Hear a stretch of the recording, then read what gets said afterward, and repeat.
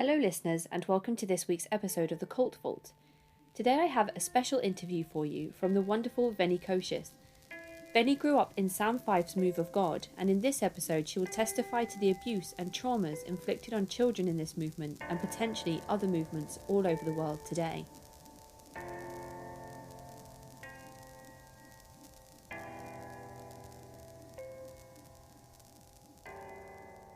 We were supposed to cover Shinchunji throughout March, but because of some technical issues, I've had to postpone this week's Shinchunji episode until later on in the year, but we will recommence the coverage next week as planned. If you haven't already, please subscribe and leave a review wherever you listen to your podcasts. I'm also uploading episodes to YouTube, so you can subscribe here and find me on Twitter and Instagram at CultVaultPod. Every follow helps me. I have just released this month's exclusive episode on Patreon, which is available for only £1 a month at patreon.com/thecultvault. Now, enough of business. Here is Venny, but I must warn that this episode does come with themes of child abuse and molestation. Hi, Venny, and thank you so much for joining me today. This episode is one that has actually been requested a number of times through Reddit and through emails. So now I am very lucky to have you here today to talk me through your experiences. Would you like to introduce yourself to the listeners? Oh, Casey, thank you so much for having me on. I'm really honored to be here. I'm an author, an artist, a cult child, a very passionate advocate for ending child abuse, healing religious trauma, healing generational trauma. So definitely moving into the thriving section and writing some more books. Fantastic. And what is the name of your book that people can go and find at the moment? I have a memoir entitled Cult Child, which is written in first person and recounts all of my experiences growing up in this cult. It's available in ebook and paperback. I always encourage the paperback because it's filled with footnotes that allow you to take the Bible and reference how they used certain scriptures. It has a glossary of terms. It has sermon quotes and pictures. And so it's really also a reference book. I have two other books as well. So, but we could talk about those later.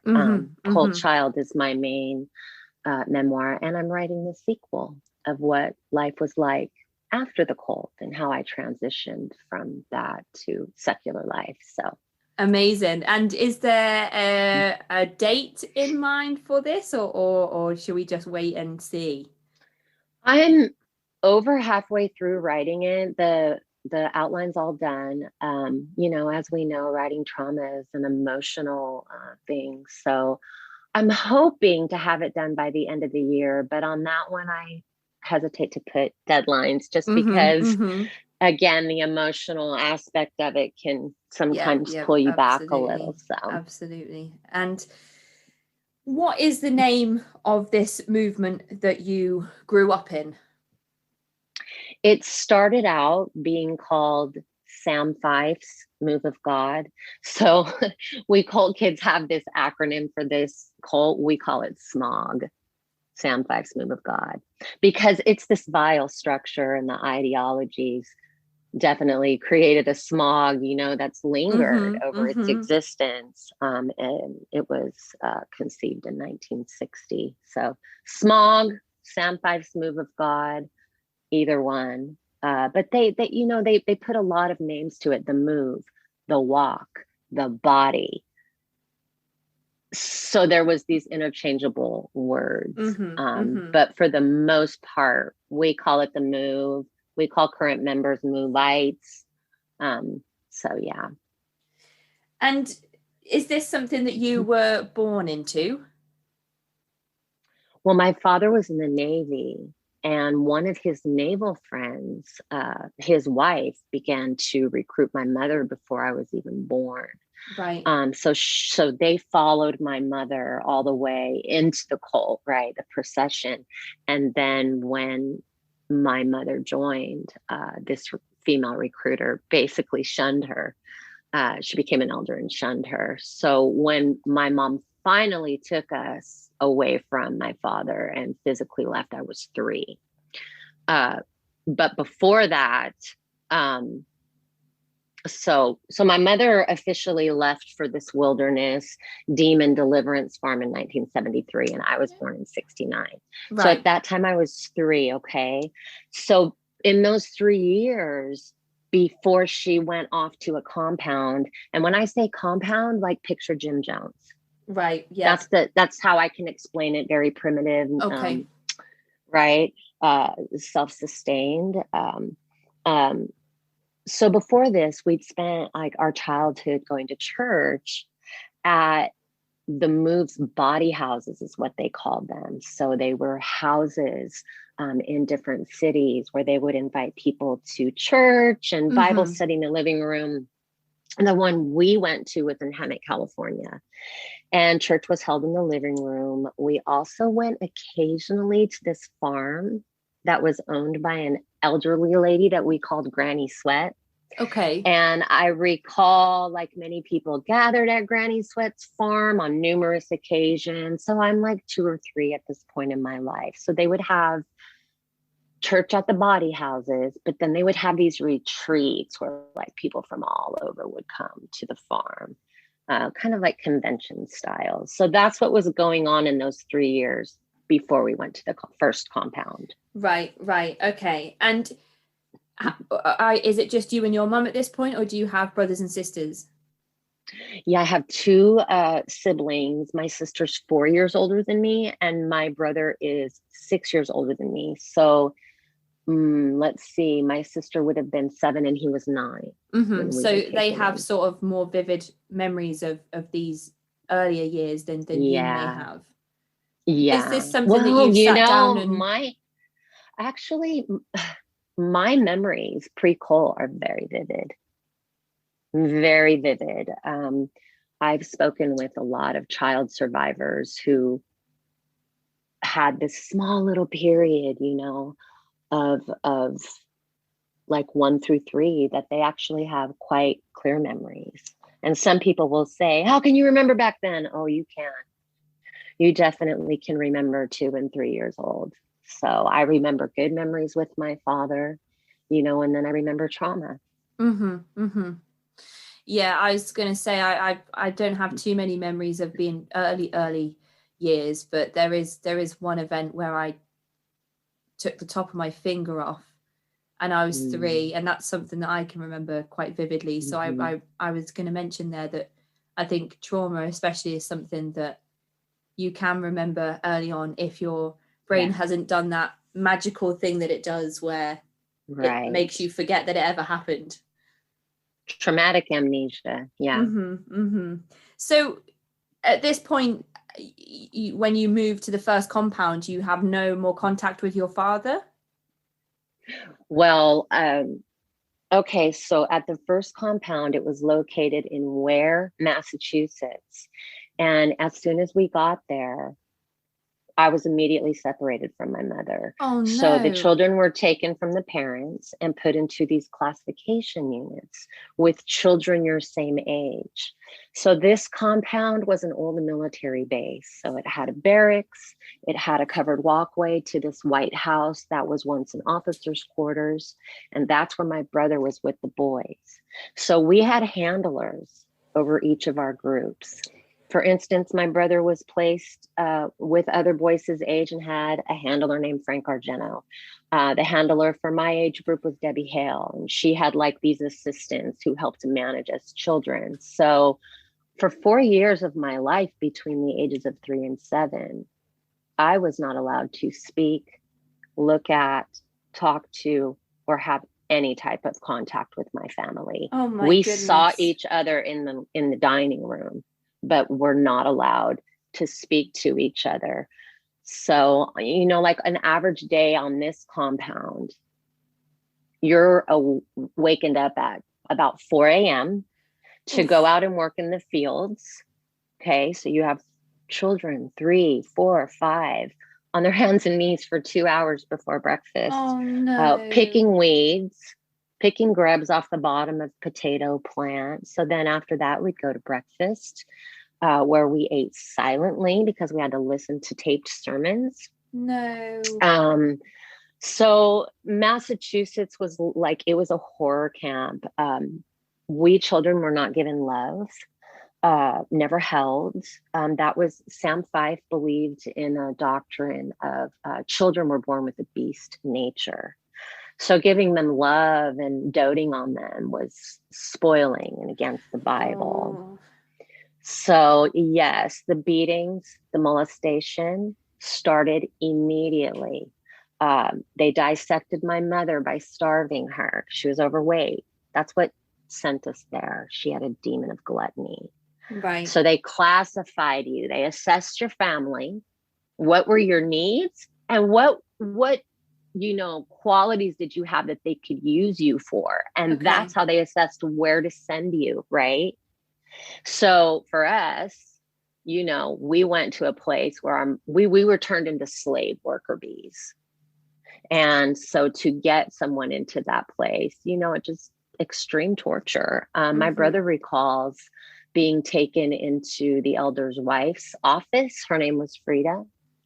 And having other parents be brought in where my brother was used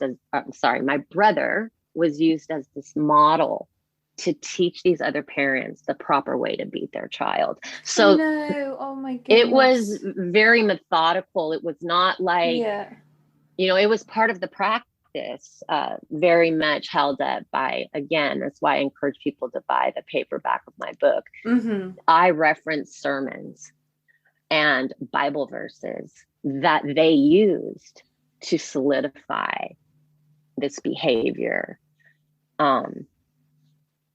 So, that was important for me to do because a lot of people will say, well, that's not real religion. It is. Every single thing they did was 100% backed up by the Bible, very Old Testament and things like that. So if a family or an individual was deemed to be possessed with demons, they were always sent to these deliverance farms because you had exorcisms. And then also they felt like harsh labor, right? If they work 12, 14 hours a day, that would cast out a demon. And I go into detail about this in my book, like seeing my mother. One vivid memory, I might have been around 5, is I used to look at my mom in the dining room and just like pray that she would look up and look at me and catch my eyes. And she never did. But I remember seeing her like more gaunt than ever. And she had pushed herself up off the table with her fists because she was weak and shaky. So they, were working people all day, feeding them a half a cup of food 3 times a day and just dissecting them. And you're so tiny at this point. I mean, what circumstances are you living in terms of where you sleep? Are you put sort of in a barrack style accommodation, or yes. Are you in a home with like other guardians who aren't your parents at this point? What they called the tabernacle, which is, the word is patterned after the tabernacle in the Bible, was very much built like a mess hall. So the downstairs had already a cafeteria style kitchen. So you would walk down with your tray, much like at school, to get your food served to you. And then that was pushed aside and the tables stacked up and the benches for the tables were put out. And that's where we also had church. There was a nursery down there with one of those half swinging doors. Then you went upstairs and everything was built barrack style. Bunk beds, beds, bunk beds. So in the room that I was in, just several bunk beds. And then Debbie Hale had a bed at the end of the room, like old style military bed with the springs, Yeah. And then the cult leader and his wife, they both lived up there, but they each had separate bedrooms. Right. And then downstairs, there was an elder's office. And I do not remember any of these, but my brother said that my dad would call the compound to talk with us, kids, and we'd all be taken into the elder's office. And, but there'd be an elder and my mother sitting in there. So my brother and sister could never say, help me, Dad, Yeah, this is yeah. happening to us. Yeah. And at this point, I mean, you've mentioned there that you don't remember too much of it, but that your brother does. And you've mentioned that there was elders, but also the cult leader. So you have Sam Fife as sort of Hmm. the leader of the movement, and then Right. elders as well. So is there sort of like a pyramid system of positions of Yes. power? Yeah. So you had Sam Fife as the leader, and then he had what he called his father ministry. Okay. Like Buddy Cobb, Doug McLean, Bill Greer, John Henson, they all traveled around, right? Recruiting and preaching. And then the elders, they ran individual compounds. So they lived there. And Sam flew around. They owned a fleet of private planes, Right. and they flew here and there. Buddy Cobb was a pilot, and I think Sam Fife was a pilot as well. Um, so that's how the hierarchy went. So absolutely 100% class system. Mm-hmm. You Mm-hmm. had the elders. Now I do know elders' children who had it real bad in their family. So I can't sit here and say an absolute that if you were an elder's kid, you had it better. Okay. Maybe an 80-20 rule, right? 80% of the elders' kids Mm-hmm. Mm-hmm. had it better and 20% didn't. And then they did that matching thing. Want to make sure an elder's kid kind of gets with an elder's kid, or, Yeah. people Right. of Yeah. upper echelon stay together. Right. And I know that in some of these situations, single parents can be treated differently as well. Is that something that you think Hmm. your mum may have experienced? Absolutely. And the irony of that is that we ended up in San Diego because my father was part of the Grumman crew, and they were brought on to help design the F-14 jet fighter plane. And so that job that my father did was something the cult used to recruit my mother, because they would say Oh. things like, well, look at your husband. He's building a warplane. See, the end is coming. Right. So they used that. Mm-hmm. And then when she finally gave him the ultimatum, encouraged by the cult, to, it's time, we've got to retreat into the woods, for the end times. And my dad was like, no, Mm-hmm. we're going to court. Then after she got divorced, they absolutely treated her different because she was a single mother. So what So an kind irony, of, right? yeah, ostracized her from her own husband and then berated her for not having a Yes. husband. Yes. And who is this Sam Fife? What do we know about him? How did he kind of find this movement and become, such a powerful figurehead at the kind of top of his own sort of congregation? I believe he's an ex-military guy. I think he was in the Navy or the Army, one branch he was in. And he started evangelizing in the 1960s, where he would be like, you remember, well, we don't remember because we weren't born, but if you look at that time, street preachers were really popular. They'd stand on the street with their guitar and sing. So he Yeah. started doing that. And then it grew from there. By 1973, the New York Times, or maybe it was the California paper, they're on my website. He had 43,000 followers already. Wow. So picked up traction pretty quickly. Oh, absolutely. And that was the cult era. So yeah, people were flocking. Mm-hmm. Mm-hmm. Yeah, everybody must have been looking for something in the 70s, because it all seems to start around there. There's a lot of prolific serial killers as well around that time. Well, I don't know what was going on in the world around the 70s, but well, I have a kind of a hypothesis about that, and that media was really ramping up. Okay. So media was huge back then. The Vietnam War had happened, and I think the world in and of itself was very up in arms about that. And none of us feel the US should have ever been involved in that conflict. And so there was a lot of fear and a lot of anger. And when you have anyone who has fear or anger, that's a malleable mind right there. I suppose we're getting over the kind of Summer of Love and the 60s Mm-hmm. decade, and moving sort of more into like punk era and Yeah, and then it was also rebellion. still partially the Cold War. Yeah, So yeah, of in course, yeah. America, one thing that the Cold, especially in Alaska, when they moved us to Alaska, was the Russians invading us, and they did drills, Mm-hmm. preparing us basically to die because of communism, and they would kill all the Christians, and that was part of the Yeah, political yeah. solidification as well. Right. So actually, now that we've reflected on it, plenty of reasons for people to be seeking something better than Mm-hmm. the current state of the world. Um, and and what do you think made Sam Fife so attractive to these people? I mean, was it the beliefs and practices that he was preaching? How is he different from everybody else? He was really charismatic. He was extremely versed in demonology. Um, all I can say is that, you're talking mind control and NLP here. So you've got, like, if you look into, for instance, Doug McLean, who was one of Sam's top guys, well, and that's a story that's about to probably break with NPR, but Doug McLean has been in and out of trouble, swindling. He often gets off, for instance, just like in 2006 or 7, he swindled a man in Texas of $200,000. He was able to pay it back and the Wow. charges dropped.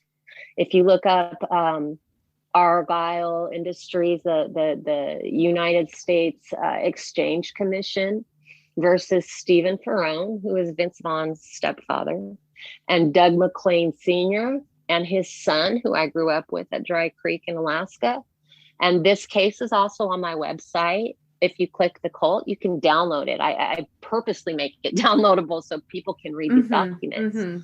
Mm-hmm. They're con men. So they saw all kinds of advantage so these upper echelon people are con men. And there's this misconception that everybody who joined the move were these wayward, sad people. No, they were not. Some Mm-hmm. were, yes. Some were, like my mother would be an example of someone who was battling depression and things like that. But there was also accountants, nurses, midwives, Mm-hmm. Mm-hmm. people who owned construction companies. Those were the people who got special treatment. They had something to offer the cult. So by the time we went to Alaska, they had contracts with the state of Alaska. Right. Yeah. Yeah. Okay. Yeah. So, we're talking like this Judean, Anglican, kind of Pentecostal, Jehovah's Witness, evangelical salad of a belief system. And so by the time they got to Alaska, just to give you an understanding of why they chose the interior of Alaska, Yeah. is that in 1980, Alaska began to pay out pipeline dividends to their residents at the tune of like $1,000 a year. Wow. So for Sam Fife to close down the majority of his compounds in the lower 48, by the time they moved us to Alaska, they had about 7 compounds up there. Wow. With So 200 to 250 people per compound. I remember my mother lining up to sign off on her PDF form and lining up to sign off on the checks, because you didn't just get it for yourself, so did your children. right. And the cult took it all. I was gonna ask about fundraising and how money was made, but I guess that's one way that money was being raised to support Sam Fife, I guess. So then the movement itself. Yeah, because we worked it ourselves. Exactly. Yeah. I mean, you've already mentioned menial jobs and manual labor, child labor. I couldn't imagine a 4, 5, 6-year-old obediently going and picking weeds out of the ground for 2 hours in the morning before breakfast. That to me is like a foreign concept. I don't understand what must have happened to a child for them to willingly go along and do that type of thing. That's You don't have a mind-boggling. choice. You're trapped. So you just Yeah. comply. You go into robotic mode. So a lot of those dark spaces I have at where, I used to be very haunted by them. Like, what's in there? Mm-hmm. More abuse, more hours of me methodically being forced to work, and more abuse and more abuse and more abuse. Mm-hmm. So the brain just shuts down and you're going through your life. So I don't look to fill in those gaps anymore. Like, Yeah. I don't need to Yeah. see any more abuse. I know what happened in those Mm-hmm. spaces. But Mm-hmm. just to tell you what, the residuals of that, like if you think about a small child being forced, and this is way different than a child who grows up on the farm and helps his dad out in the fields, right? Way different situation. Mm-hmm. Mm-hmm. um you've got little children day in, day out, week after week, month after month, year after year, on their hands and knees. Their joints aren't developing properly. So Oh. by the time I'm 7 or 8, by the time I got to Alaska, me and my sister both, and my brother too, we already have body pain, like literal Oh. fibromyalgia type body pain. See, so it's just important to me. Like, by the time I was 18, I was diagnosed with lumbago in my joints. Wow. Oh my So these are goodness. the effects of this type of child trafficking and working them like that on their just my physical body as well. Mm-hmm. Mm-hmm. And what are the beliefs and practices of this movement then? What does the average day and week look like for you when you're living sort of in these compounds? Well, the belief system, they kind of took like a piece of so much. We did communion. We celebrated a lot of Jewish rituals. Um, we did feet washing and things like that. So a typical day would be, you're up, you're required to go to meals. And if you're not there, it's not like they did a roll call, but everybody's watching. Right, of It's that course, type yeah. of very, you can't trust anybody. So you get up, you go to your meal. In where I do not recall going to school, but that doesn't mean I didn't, just because I don't recall it, right? Yeah. I must have had some schooling because I was very smart by the time I got to Alaska, and I could read at a very high level. So Mm-hmm. I'm assuming I was allowed to read books in where before I was 7, but I don't recall that. I recall a lot of working. My brother as well. My sister too remembers being in the kitchen. We just worked. Then we went back for lunch, where we all ate silently because at meals they played Sam Fife preaching, right? So you're sitting there eating and listening to him violently preach. Right. Back to work in the afternoon, dinner, service at night. At where I even remember, like, they disrupted our sleep. So we'd have to pray in the middle of the night. Oh my goodness. Okay. So I feel like where and farms like that were like the dissection phase. Once they have you dissected, right, they move you to Alaska, you're already programmed into this robotic slave. Okay. And you moved to Alaska at the age of 7 or 8? Yes. And I just want to say, going back between the ages of 3 and 7, Mm-hmm. they believed that exorcism was the answer to everything, Oh gosh. from Okay. laughing because you're a kid with a demon of silliness, to epilepsy, to Down syndrome, to diabetes, anything, pedophilia, anything. It was all a demon. And all you needed to do was just come to one of the deliverance farms and we will cure you. And exorcisms were violent, head beating, many Oh people around gosh. you, slapping, pinching, hair pulling, screaming, spitting in your face. Kara Cobb, who is the daughter-in-law of the man who took over the cult after Sam Fife died, she wrote a book, and in the book is a photo of a boy about to go through an exorcism. And you can see Kara and another leader like dancing, because they would square dance and do all this weird crap.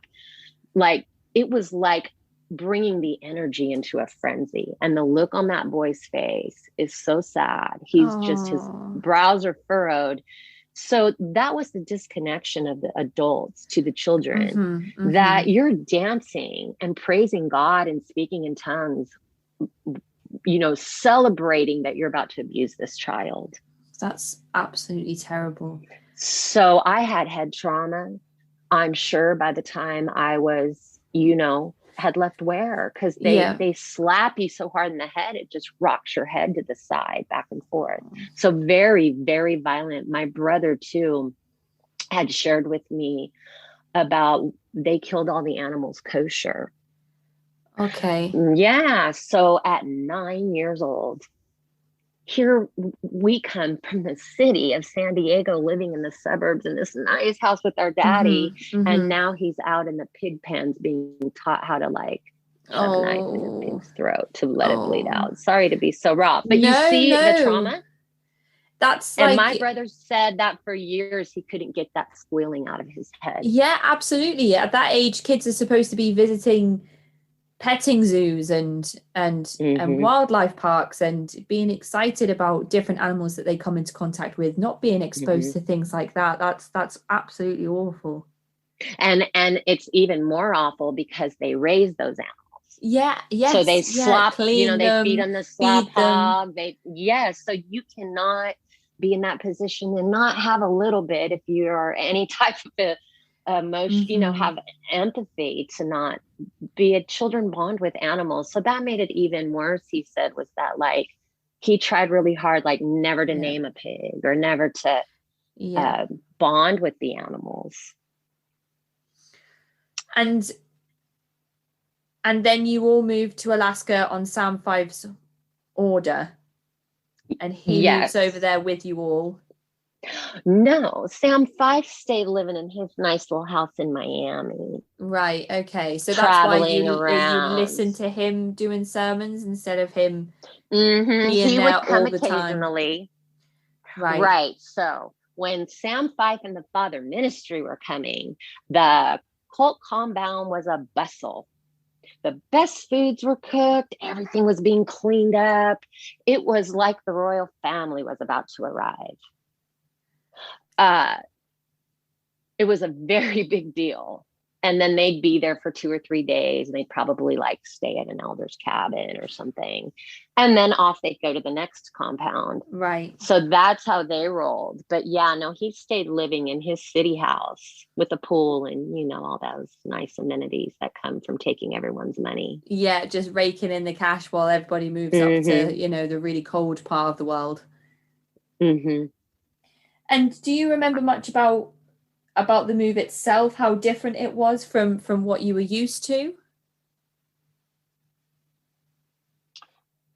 Well, yeah, I mean, I came from, being with my father and being in the city to, well, when we got to Alaska. So just so you understand, Sam Fife sent up tons of families because you could still homestead land. So you just go stake it, go register it, you homestead this Right. land. Then that land was sold to Doug McLean and George Harris, who quit claim deeded it back and forth to each other for like $10 for years. So there was no running water, no electricity Oh in gosh. Alaska. Okay. So you're in the interior of Alaska, an hour and a half south of Delta Junction, which is an hour and a half south of the city of Fairbanks. So you're really 2.5 hours south of Right. any major Mm-hmm. metropolis. Okay. Way back in the woods. So to even get on the road, you got to go an hour and a half, and then you got another mile to go on the road into the compound. And back then, it was a hairy, scary drive because depending on the season, you'd have to get out and move logs out of the road. And Wow. it was truly like they threw us back into the 1800s. And so we lived in a tent when we first got to Alaska because all of the cabins Oh weren't built my yet. gosh. And then before winter hit, they moved some of us families who hadn't gotten a cabin yet up to the top of the tabernacle, where they had these rooms walled off, but the walls didn't go all the way up to the top. There was a little bit of a space. So there was a few families up there. and an old man who, you know, got his hands on me as well. So that's what, and the only building that did have electricity was the Tabernacle, and it was ran by a generator. Right. And then they had a ham radio and they had a phone because my father would call there too. And again, I do not remember one phone call with my father. Like I can't bring it to my memory, but my brother and my sister can. Right, right. So you're literally in the sticks in the middle of nowhere. Yes. Having to build Mm-hmm. the actual. Yeah. Well, so I'll go into this. They assigned you to certain jobs. Like, of course, my brother, they had a contract. They had contracted already with the state of Alaska to work on building the Alaska pipeline. And so my brother remembers just going to work at 14 and 15 instead of going to school. Yeah. Okay. So total violation of child labor laws, 100%. And the state of Alaska knew it. So they were already working right away. And then women went to the kitchen and the fields and the greenhouse. So when I first got there, I remember having just a little, it was freedom, first of all, in comparison to where, because I'm back with my family. I'm like so excited to be back with my sister because I just looked up to her so much. So I remember a little period of time where I got to hang out in the tent and a girl slipped me some books and I got to read the books.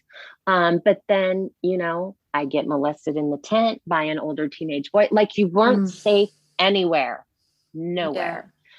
And so from there, they moved us to the top of the Tabernacle. And then like a year or so later, there was a cabin ready and we moved there. But everything was kerosene lanterns.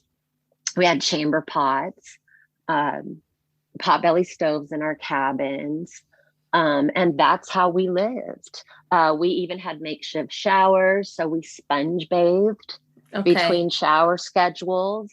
You know, everything was very regimented for us. Like, boys were required to keep their hair short, not touch their collar.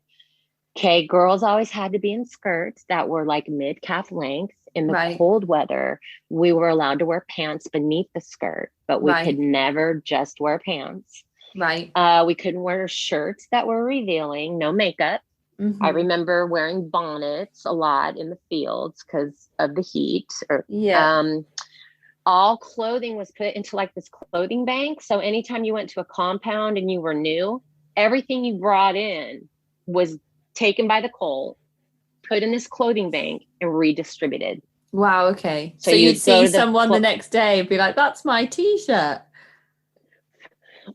You could. Yeah.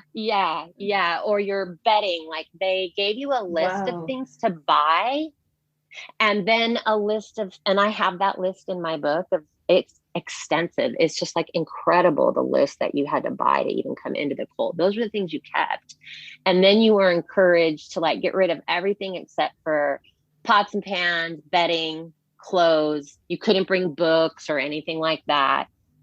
And you were told to bring this list of extensive things with you know, and the cult's forethought would be to distribute what you brought immediately, and that was their whole kind of plan. Yeah, there was one list of things you had to buy to be prepared to live in these really rugged and very vicious, you know, environment, right? Snow, it gets down to 40, 50 below, you're in the wilderness.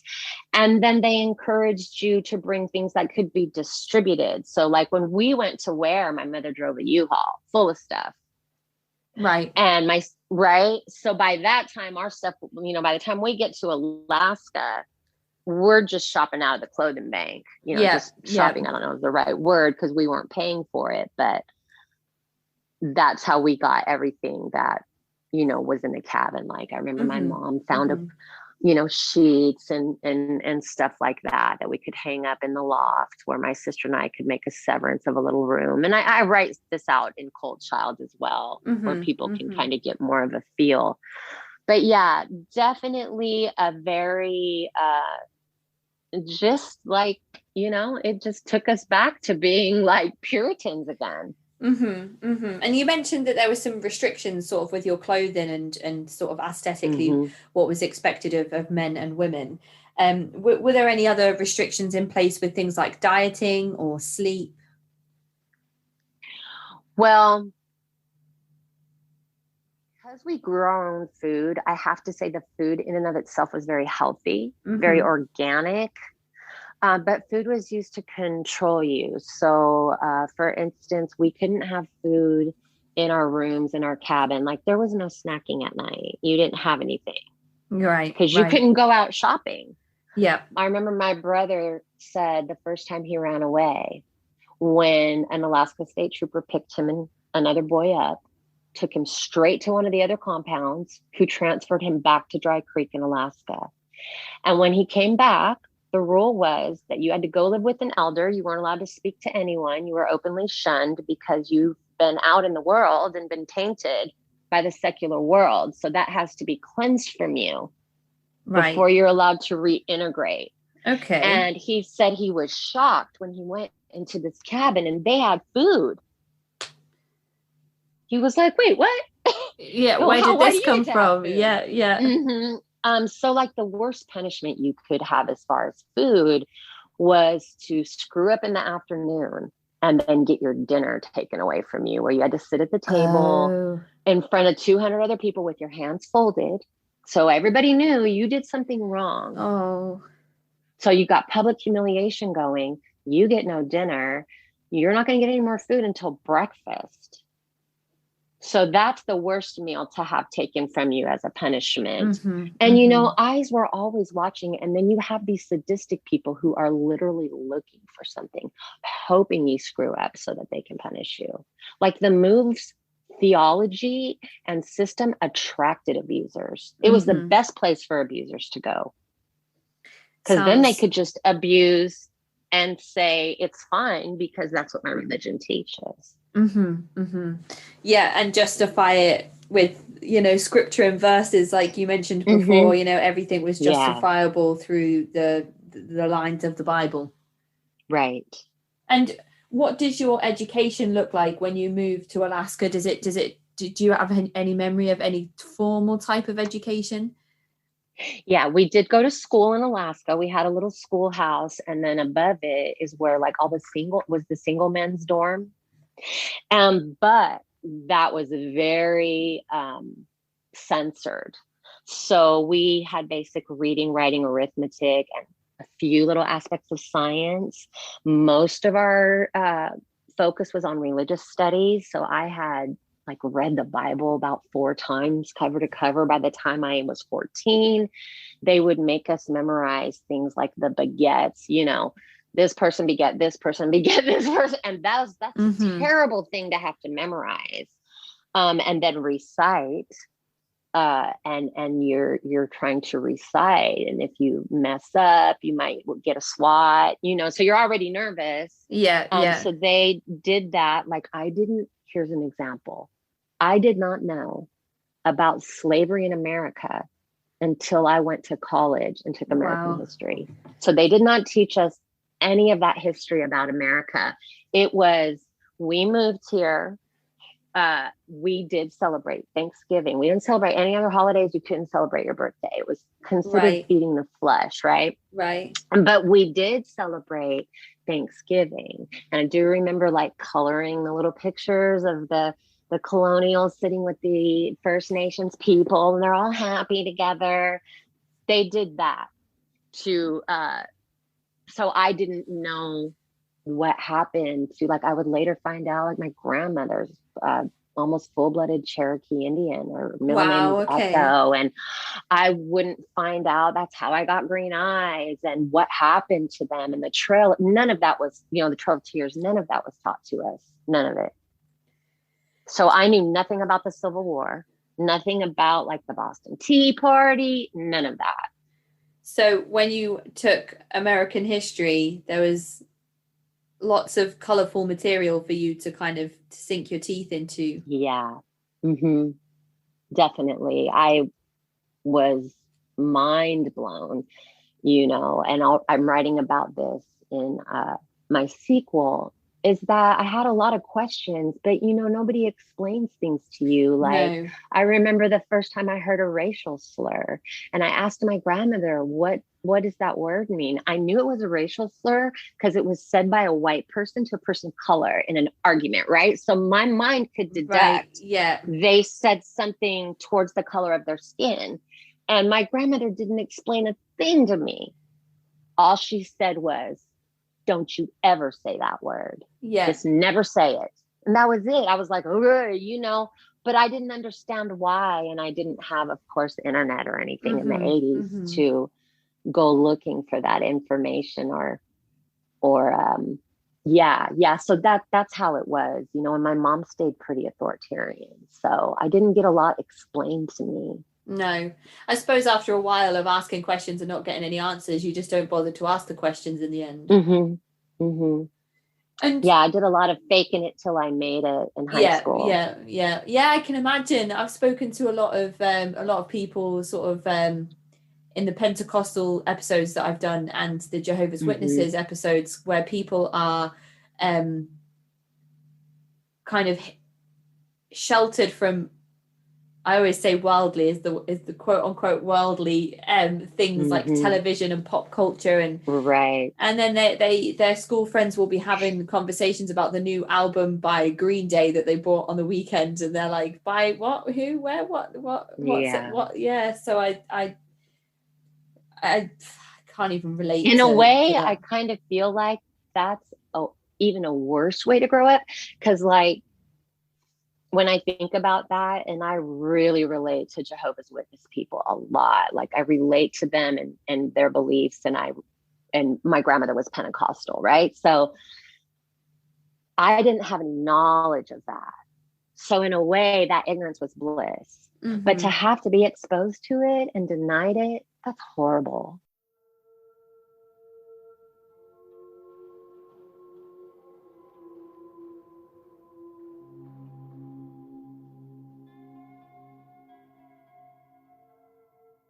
A quick message from this week's sponsor.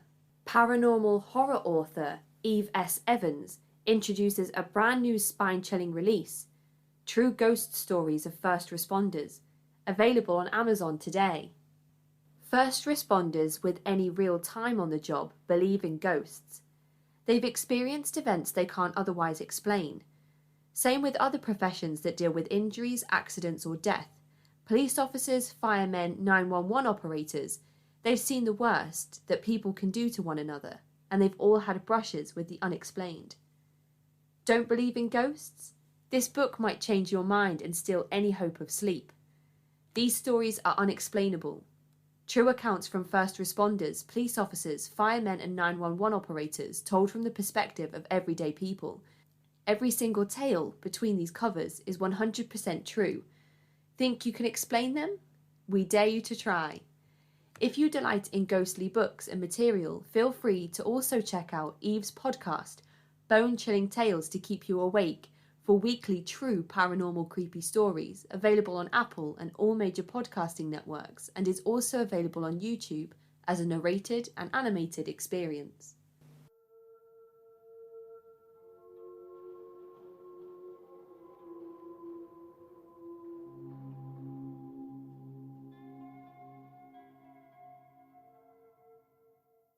Yeah. I remember one. To sit in a classroom and not get to eat a cupcake because it's someone's birthday, I that's know, or horrible. having to sit down and not say the Pledge of Allegiance when the rest of the class are standing up saying it, and then everyone's Yeah, you're like, yeah, why are you so yes, different?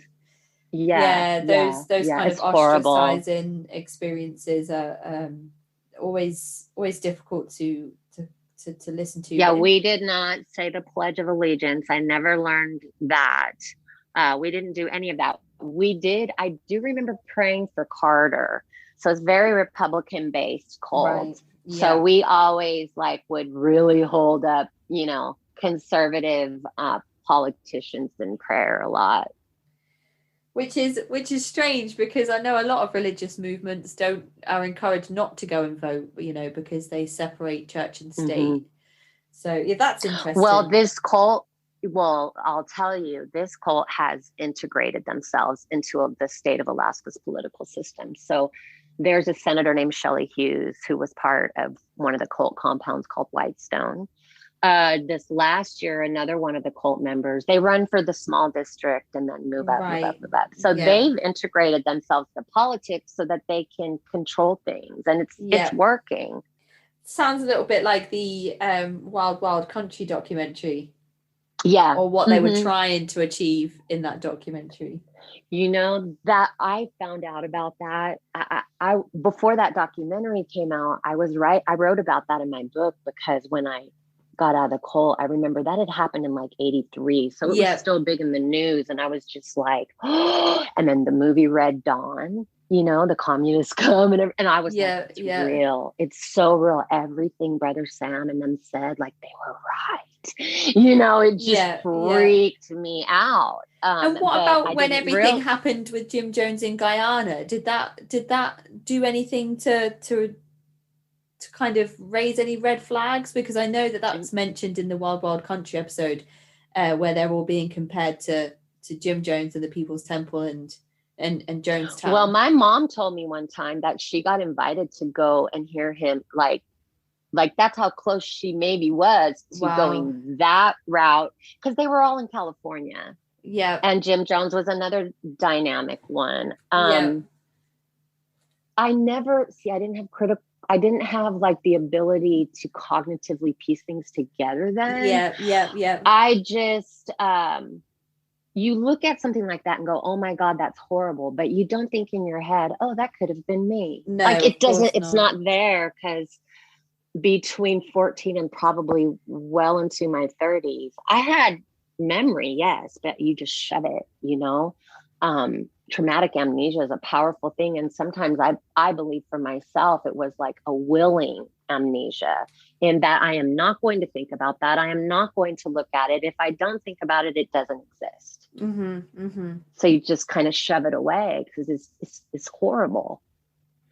And this school that you're attending, is it on the compound, or is it actually? Yes. Right. Okay. So it's not like attending public school. We were only taken off the cult compound. I mean, this is a deeper part of my story. We were taken to the military base a lot. My sister and I have some memories of being driven in a white van up into the mountains and some things like that. So the only time we were taken off the cult that I can remember, and then when we were taken to Fort Greely, I don't remember much of what happened after that. So I'm not sure why we were taken there. And then, okay, so in 1979, Sam Fife, who's the seasoned pilot, is flying out of, I think, Guatemala, and it's very foggy. And the air controller says to him, you know, you need to go right. Instead, he goes left into the side of the mountain, crash, boom, everybody in the plane dies. Whoa. Okay. So, he had always preached that when he died, it was the end of the world. That was the sign that Jesus was returning. So I remember, like, you know, dissension and confusion and wait, what? And then Buddy Cobb swooped in within 30 days from compound to compound with all the father ministry and just got everybody back under control. You know, they just changed the date.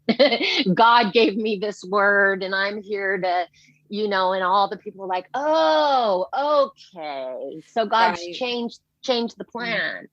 But things changed slightly when Buddy Cobb took over, where they started to be a little bit more lax. Like an example would be, you could take your meal back to your cabin. My mom could now send a list to get like little snacks and stuff from the store. And Doug McLean's mother sent me for braces. I will never understand that. In my book, you can read about how Doug McLean's baby died from faith healing. This little infant was like 3-4 days old, dehydrated, should have been taken to the doctor. Oh, gosh. And so I cannot deduct in my head why the grandmother of that infant would have paid for me to go have braces, but not encouraged her son to take this baby to the doctor. It doesn't Oh, make sense. It's weird. It's weird to me. I That's just mean, always been so odd, you know? was there a difference between Sam Fife being alive and dead between those two different events? Yes. Because Yes. maybe there was Hmm. no way Sam Fife would have approved of the baby receiving medical care above faith healing. Yes, and I have considered that, and I've considered that since that was after Sam Fife died too. You know how she always stayed very close to me. They were in Ware Yeah. as well, and she is like one of the very few people that I remember being really kind. Right. Yeah, yeah. But she seemed to take a certain liking to me, and I also have wondered, like, was that a piece of redemption, kind of like I'm going to do this kind of thing? Yeah. But she obviously had access to money that other people did not. And Hmm. just to throw it out there, her husband was one of the three men who also bought the Ware compound Right, land okay. and So then she, sold yeah, it. had So some they're money all tucked very aside. Yeah. interwoven with starting this cult. Hmm. So there's just, yeah, little oddities like that you try to kind of reason in your head, or you just get into acceptance, right? Because Hmm. you can't get closure on everything. And how does your time change as things move along in Alaska? I mean, you're getting older, so is the Hmm. attention like is the attention from boys kind of ramping up and things like that? Because you've mentioned some different types of abuse that you experienced as a young child, and I'm just wondering if it kind of eases off or gets worse as you get older.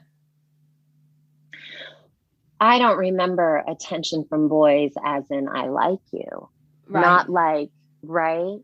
Um, the only attention from boys I ever got was being, harmed. Mm-hmm. I also was a loud child because I was born deaf in my right ear. Okay. And so I was often pegged as being boisterous, Okay.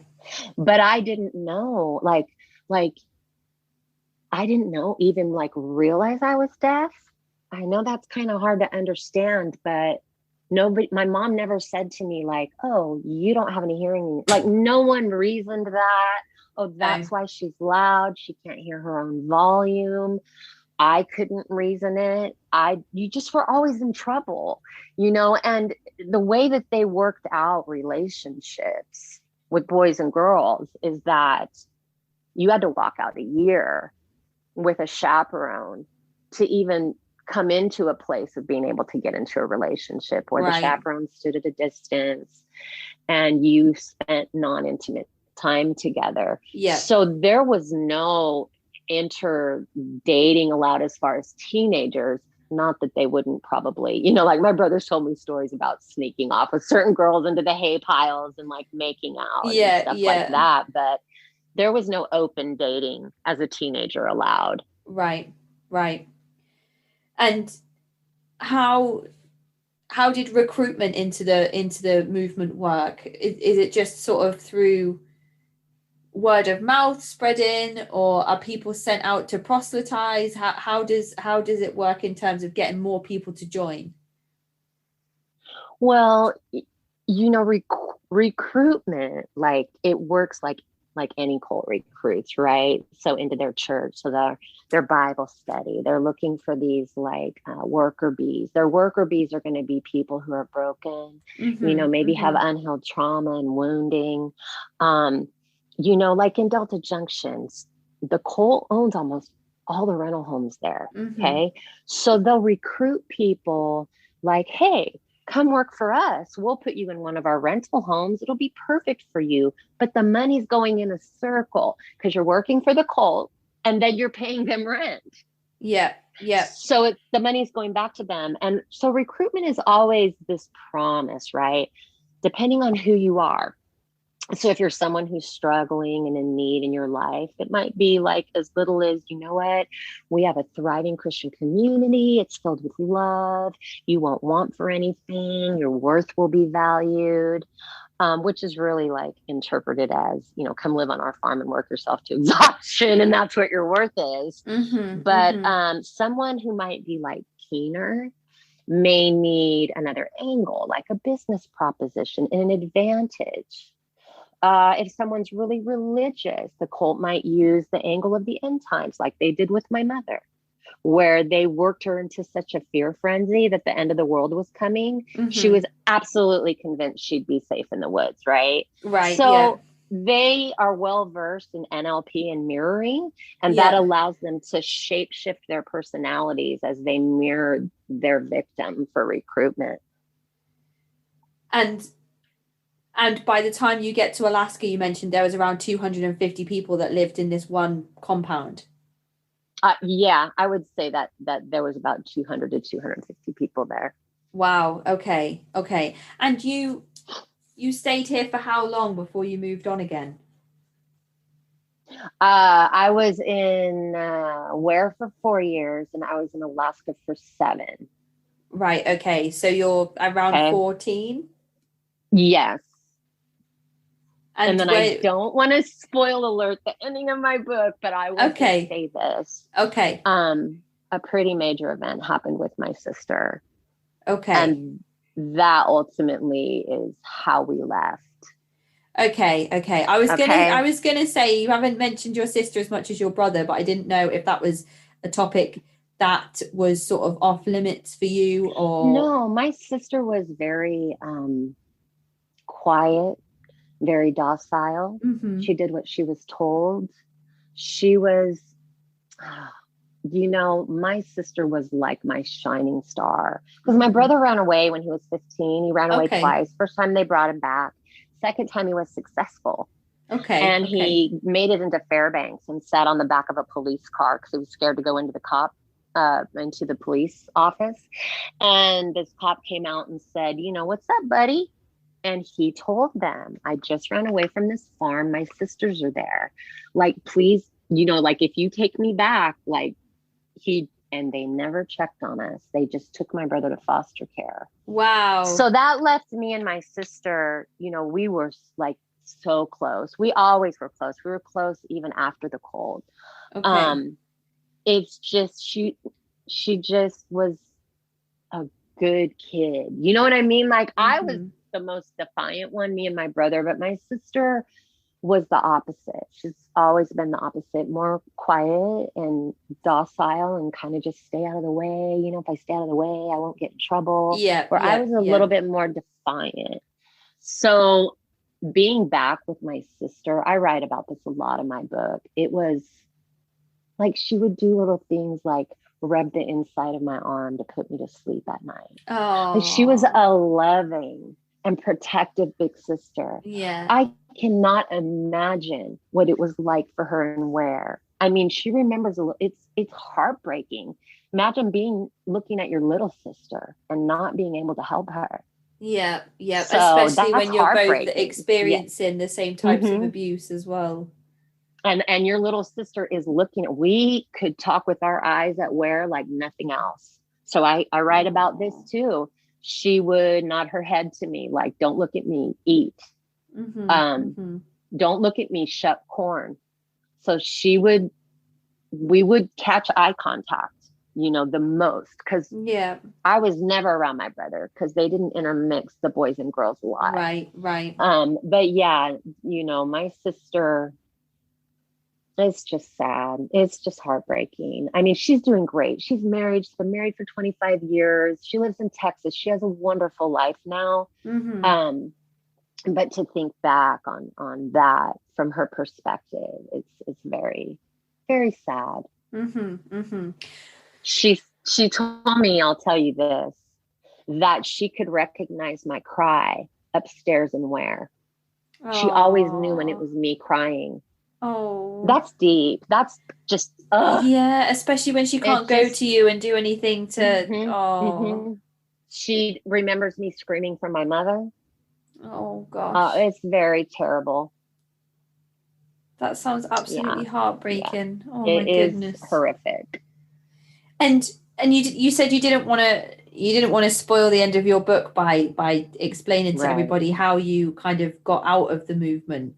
But can you tell us what age you were roughly? Sure. Yeah, I was 14. So we ended up going down to Tennessee because that's where my grandmother lived, Right, only family that my mother had contact with.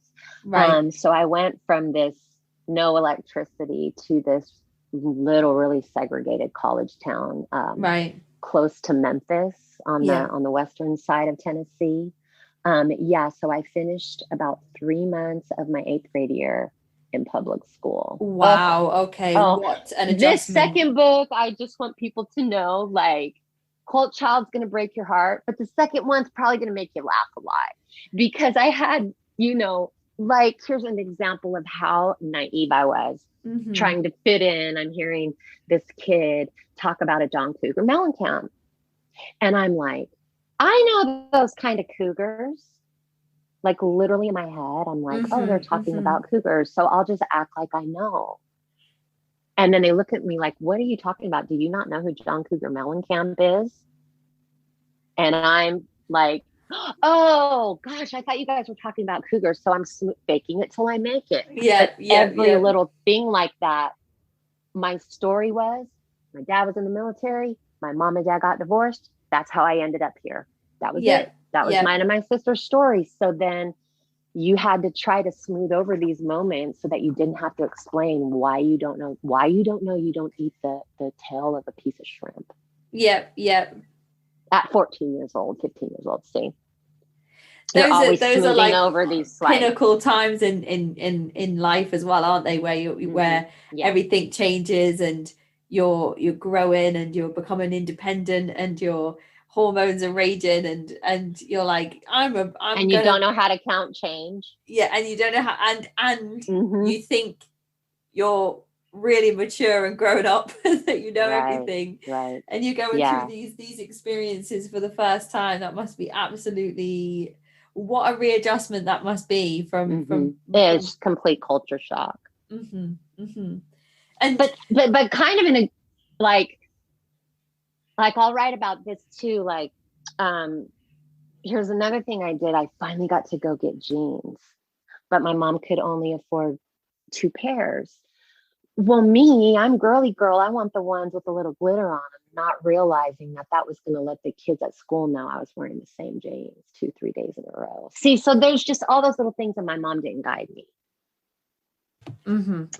that yeah. end up getting you still bullied. But then on the other side of that is this freedom. Like, I read the little the Little House on the Prairie books till they were dog-eared on the colt. And I get off the colt, and my grandma's like, "Well, there's a show." Oh, to get to Oh sit for wow, hours and watch yeah. Little House on the Prairie, and I'm weeping. It's so real to me. Oh wow. So there's like the kind of fun side of getting to discover media and television Yeah, and yeah, all of these yeah. other things too. So. And you mentioned that your grandmother was a practicing Pentecostal. So Mm-hmm. did your faith transfer over to sort of what your grandmother was practicing, or did you leave religion in Alaska? Well, when we first moved there, my mom had bought a trailer, and my grandma had a farm, and she had put the trailer on the farm. And my grandmother was one of those, you live here, you go to church. Right, yeah. So church was every Sunday. And it wasn't that different. I mean, again, it was kind of more freedom, right? Because you got to go to like the youth part of it, and I got to meet other kids. Yeah. But the worship and all of that, and the speaking in tongues and the clapping and all of that was no different than the cult. So the religion itself was, to me, in my mind, like a little lighter, Mm-hmm. right? Does that make sense? Yeah, yeah, So it I was think it does. familiar, not abnormal, but like, oh, this is the same, but this is just a little bit more freedom. But the same teachings, we did communion. I don't remember feet washing at that church. I do remember communion, but all those same things like testimonies, visions, Yeah. none of that really changed. And my mom remained a Christian, but she turned into like this walking oxymoron where she'd like cuss you out holding the Bible. like that type. So this part of her that was real, probably like her real authentic identity that was just like bold and Yeah. would seep out, but that programming, that religious programming stayed covering it. Mm-hmm. Mm-hmm. And what about your father? Did you manage to kind of get back a physical sort of seeing him in person and some kind of relationship with him? Well, I reconnect. It was kind of interesting, we all had really severe Stockholm syndrome. And so we ended up being very protective of our mother until she passed away in 2007. So Mm-hmm. I was very angry at my father, and I believed everything my mom told me, that he didn't want us, that he never cared about us, Right. Okay. that he never paid child support. All lies, all lies. I would come to find out my father fought for us for like 5 years in court. Wow. And the reason Yeah. why the court gave us to my mom is, one, because it was the 70s. And my father was working on special projects. So one of the problems was, who's going to care for your kids when you're locked Yeah. down at Yeah. Miramar for 6 weeks? So that's how And my mother got us. But my dad fought. Yeah. I was going to say, after she died, I was like, I can write my book now. I don't know mm-hmm. what kept me from writing it before. I had a time of regret. I was like, oh, you should have pegged her on these questions. Yeah. Yeah. But that's what reconnected me with my father. I was just like, I have to call him. I have to call my dad and get these answers. Wow. And what was your siblings' reaction to finding out that Well, my sister had already redeveloped a relationship with him and would okay. encourage me. And I would be like, I'm not calling him. Why are you Yeah. talking to Yeah. me? And so she was very happy, and my brother was happy, because we got to find out, my dad's side of the story. And he's aging, he's well into his 80s, and mm-hmm. is remarried and lives in Ohio, and we email and talk occasionally, so yeah, it was the first time I talked to my dad. It was like a 4-hour phone call, and we both cried. Mm-hmm. Mm-hmm. I was his baby. And I Yeah. remember before the call, like, I remember moments with my father, and I remember how proud he was of me, because I was a very bright little, mm-hmm. toddler. So the moment he heard my voice, he was like, oh, my baby girl. And we just Mm-hmm. cried. I mean, it was just, yeah, I was just sad. I feel mostly just so heartbroken for him. He missed all of those years, and Absolutely. he Yeah. fought himself into bankruptcy fighting for us in the courts. That's how Oh. powerful this cult was. Yeah. I mean, They paid. did he read your book at all? Do you know? I don't know. I did send it to him, but I've never asked him, because it's just, I don't, It might be I too don't care if, difficult. Yeah. yeah, like my sons have not read it, and I kind of don't want them to. Yeah. Yeah. Like, they don't need to know all that. It's a rough book. It's really traumatic. They know I had Yeah. a traumatic childhood, but do they? I mean, if they chose to, fine. Of course they're grown. They can do what they want, but Yeah. it's just not something I force at my family, because it's like really close to home. And Mm-hmm. that might be some really, he may have read it, but I just don't ask him about it, because it's really heartbreaking. I mean, Yeah. every time we talked about it, my dad would cry, because how helpless are you as a father, Mm-hmm. that you can't get your kids, and they're not in a good space, Yeah. Yeah. and no one will help you. And it's interesting that what your mum did to you in regards to your father is basically what the movement did to her before they Mm-hmm. divorced. So Mm-hmm. she's almost used the same tactics of breaking down that relationship with your father that the Mm-hmm. movement did to her to get her to join the group in the first place. Mm-hmm. Yeah, the triangulation. My mother was like an expert triangulator. To the day she died, she had And it down pat. The move really solidifies that behavior. do you think she picked that up being a part of the movement, or do you think Yeah. that she had some of that before already? Well, my brother and sister remember before I was born. My mom was wild. Like, she had a belly dancer friend. She loved to go to parties. She was at a party when her water broke with my brother. She's Wow. very social. So I'm going to say no. Like even my sister remembers, because I was a twin and the other twin was stillborn. But like Oh my sister gosh. remembers, my mom introducing her to me and bringing her to the bassinet and saying, "Do you want to see a little angel?" And looking at me, and like she remembers that she was like, she'd never seen a little infant like that. And that was ours. So no, my mom was like super loving, and no, they turned her, definitely. And you've mentioned that one of the tactics that's used quite often within this movement is NLP, and you've used that acronym quite a few times. And I just wondered if you wanted to talk the listeners through what NLP is and the types of um I only know about it from watching the Nexium documentary Seduced, Mm-hmm. and I know that they use that quite a lot in that movement as well. Mm-hmm. So I just wondered if you wanted to give a little explanation. Sure.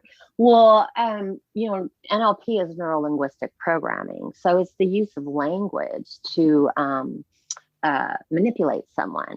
So there's a good side and a bad side to that. We can use neuro linguistic programming to help our brains move into a more positive thought pattern, for instance. That's a positive use of NLP, in my opinion. Mm-hmm.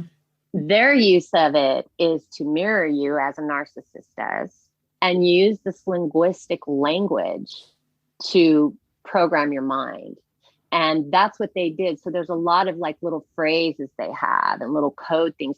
Like if they ever sent out a message to close ranks, for instance, Mm-hmm. Mm-hmm. that meant go quiet, get into prayer. So I love the study of neurolinguistics and words and meanings of words. I'll give you an example. I refuse to use the word cult in Mm-hmm. any other way than it's defined in the dictionary. Yeah. And how it's defined in the dictionary is simply to worship. It was coined by the Catholics in the 1600s, and it simply meant to worship.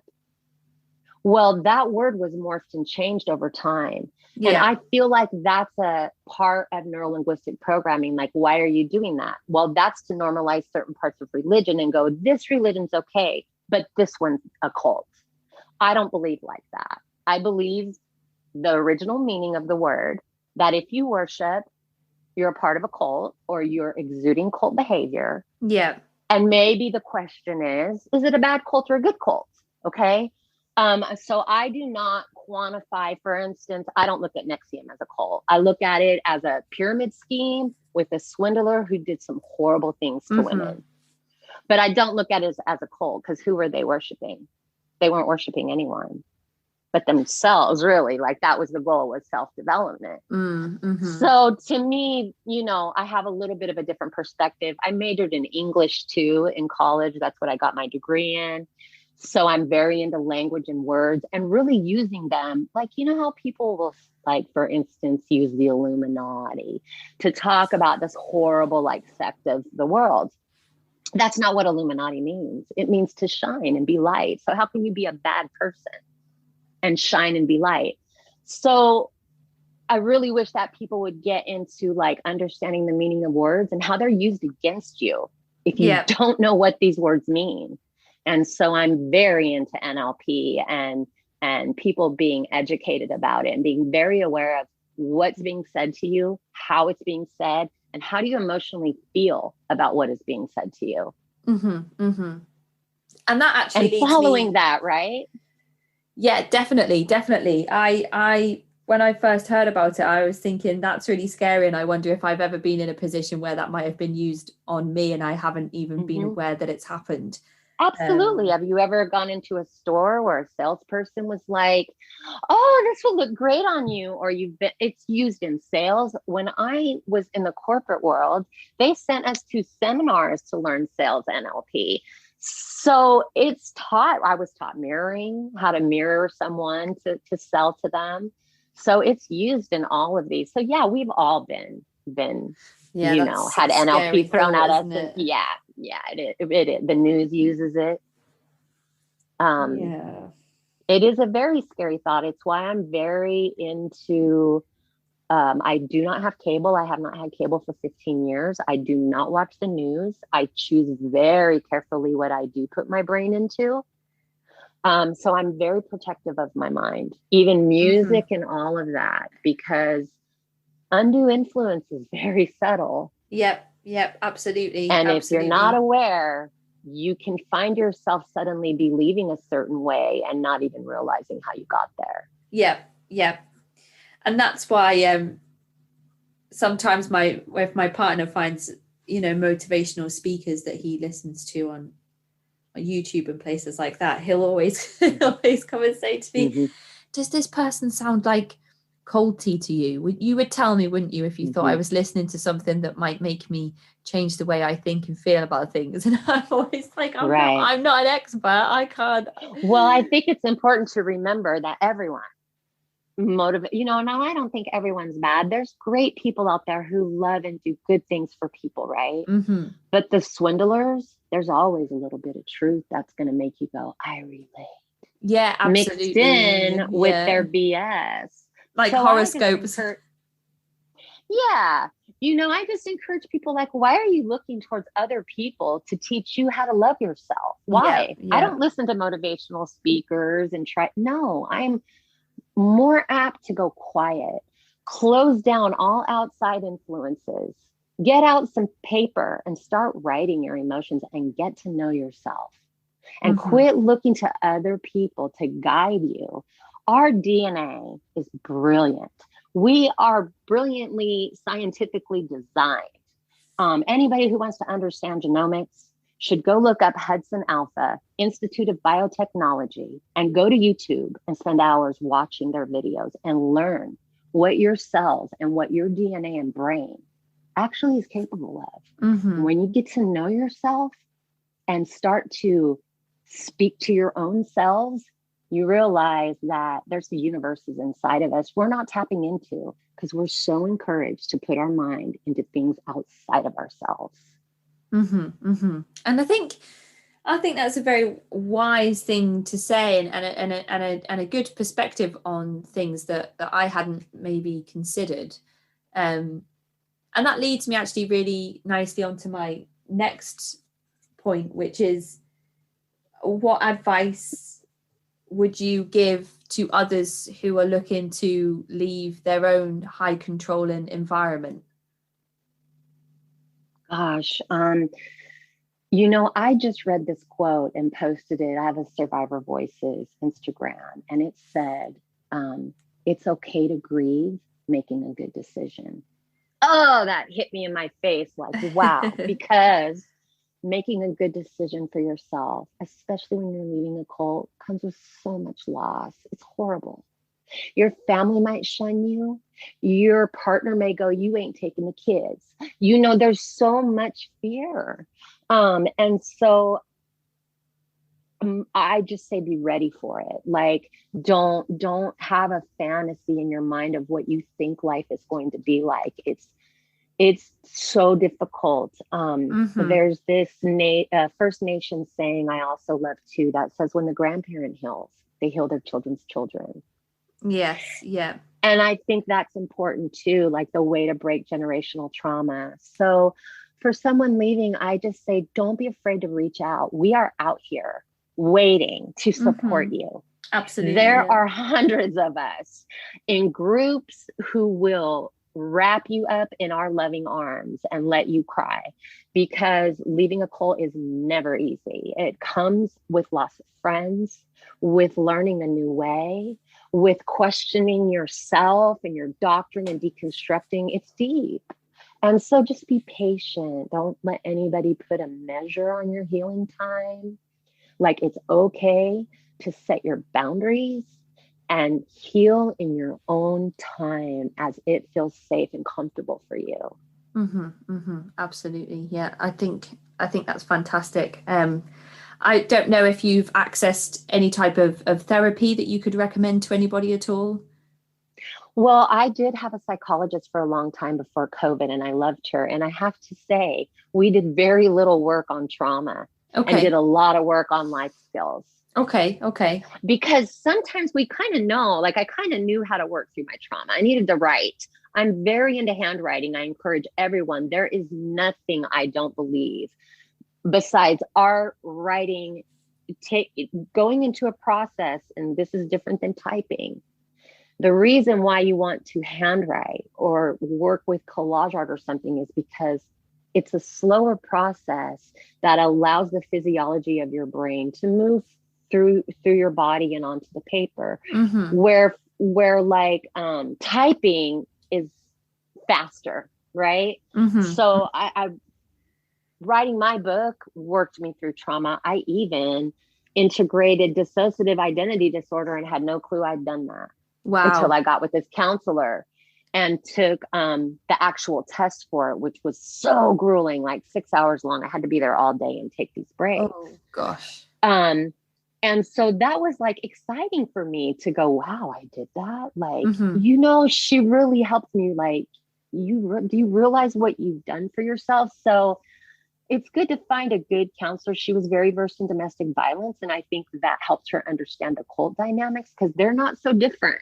Mm-hmm. The actual dynamics of being in a domestically violent relationship or a family cult, where the parents are very authoritarian religious.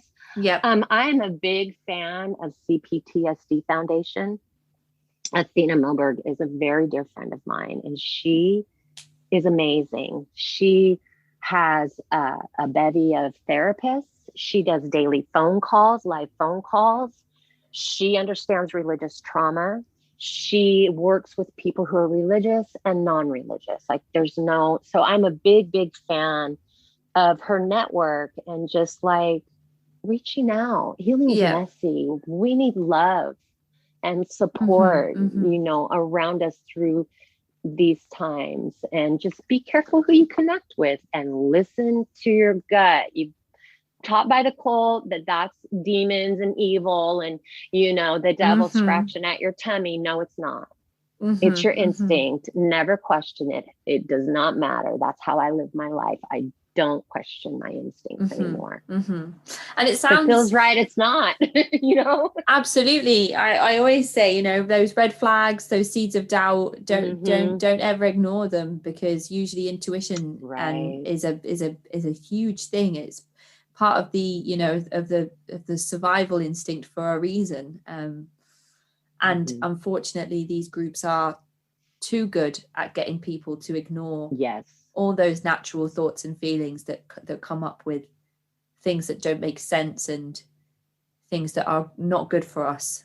So just, never ignore those seeds of doubt. But it sounds as if on top of working with your counselor, you've worked through your own self-help techniques in finding that writing is something that works for you in terms of healing and working through things and learning about yourself and kind of the process of working through your trauma as well. So that sounds like an incredible skill to have for somebody who has been through so much trauma. Thank you. It does. Writing has like saved me, and then that's some other things too. Like back in the early 80s, I got introduced to this book called Women Who Love Too Much. And it was all about codependency. And I just soaked that book up, and I've never forgotten that book. I think it's good for anyone. It's, even though it's entitled for women, it's a great book for males to read as well. And then The Body Keeps the Score. I don't know if you're familiar with that book. That book is amazing. And Bessel, I'm not going to try to mess up his last name. He's a doctor, but he really puts together the trauma and the effects it has on the physical body, and how does your physical body keep the score of that trauma. So those things help me. PTSD Time to Heal by Kathy O'Brien really helped me. It really digs into how to work through triggers. So I like anything where I can write. Like in Kathy's book, she leaves you room to write, as you're going through it, which I love because I'll write in margins of books and stuff. Yeah. So, and then I also created the gratitude when I launched, I had stickies all over my apartment, everywhere, reminding me of who I really am. I did mirror work, looking at my face, but I designed a journal called Becoming Gratitude. That takes you like 10 minutes in the evening. And it's a 5-week course, $13 on Amazon. I created that book off of the system that I created to help get me through writing Cold Child. Okay. I had to sit down every night with my gratitude. or else, right? It just helped me not be crippled too much to remember that, yes, you had this trauma, but don't forget, this world is beautiful and people are beautiful. You just got to find them. And something that we spoke about in our emails, that I know you're quite passionate about, is resources for people who have left movements but were born into them or put through these same types of trauma at very young ages. And it's kind of it seems to be that there is almost like a hole in the world of resources in terms of support for adults trying to readjust or reacclimate to typical everyday life when they've never ever experienced that in their lives because they've grown up and been born into these movements.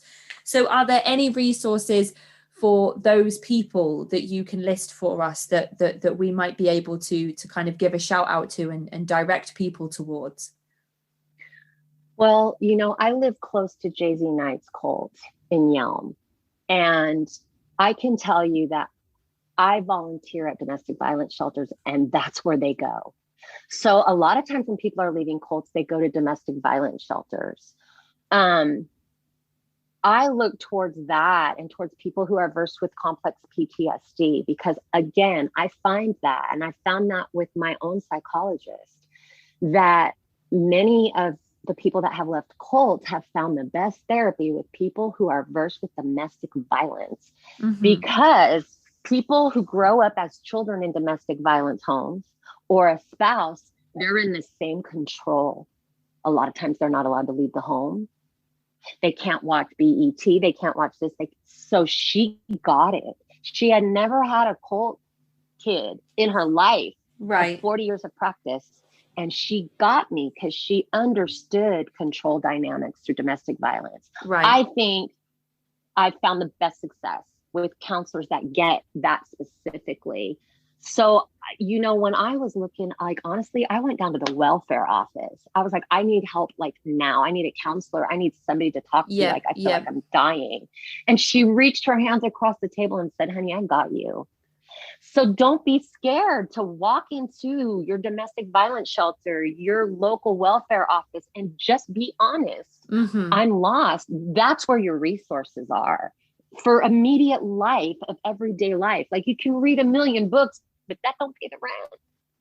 No. When you're leaving a cult, you need to know, how do I live? Where do I go live? Where am I going to get food? How do I apply for a job? Those resources are at your local DSHS office. Yeah, and could even be things like, how do I use public transport? How do I make a phone call? They'll give you a free bus pass. Domestic violence shelters give out free bus passes. Like, they just really, I find, help you, support you in basic life skills. And that's what cult survivors need first and foremost, is to feel stable and safe in their living space so that they can heal. The emotional side of it.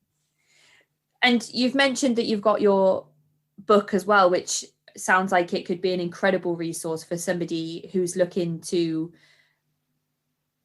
find some solace in the fact that other people have been through these experiences and have come out of the other side and have made a life for themselves and have managed to, find ways to heal and to look at life and say, there are things here that are beautiful, which is kind of the vibe that I'm getting from you is that you've managed to get yourself to that place. And you mentioned that there's a Survivor Voices Instagram page that I've just followed that you you have as well. So that's another and we have a group on Facebook that anybody can join. You can share your story. We'll give you love. We try to laugh in there. Not all the time do we always want to talk about our trauma. Sometimes we want to wake up and laugh, right? So, welcoming people to that. I have my own website, VennieKocious.com, and it's VennieKocious.com. And you can click any of my book covers and it'll take you if you want to buy it. And also, I have a free monthly newsletter. It's called For the Thriving. And anybody can sign up. And you'll see join the club in my menu. But I really love this newsletter because it's very centered around positivity and resources. So any of these resources that people might be like, we put them in there. And it's all about like, how do I thrive? How do I move from this? You're a victim and then you become the survivor. And then that next step is thriving. Like, how do we get from that survivor step to that thriving step? And that's what I really center this newsletter around. And I have a great person on my team, Lisa Lamar, who has a column called Ask Auntie L. So people can send in questions. Yeah. And we'll feature your question and answer it for you. And again, it's free. Just throw your email in there and sign up. But Amazing. That's the fastest way to find me there. And you can even contact me through email on that page, on my website as well.